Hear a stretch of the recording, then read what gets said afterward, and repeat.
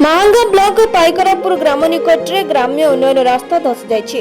गोबरी नदी कूल अवस्थित यह गाँव रास्ताटी वर्षा जो भुशुड़ी पड़ी फल लोके यातायात में नहीं दुर्दशा भोगुंट। यह रास्ता दे दैनंदिन शताधिक जानवाहन बौद्धपीठ ललितगिरी एवं बालीचंद्रपुर अंचल समेत निश्चित कोइली केन्द्रापड़ा और कटक को यातायात करते हेले रास्ता भुशुड़ी पड़ा जो यातायात में विपद देखा एने स्थानीय लोके विधायक शारदा प्रधान को अवगत कराइथिले।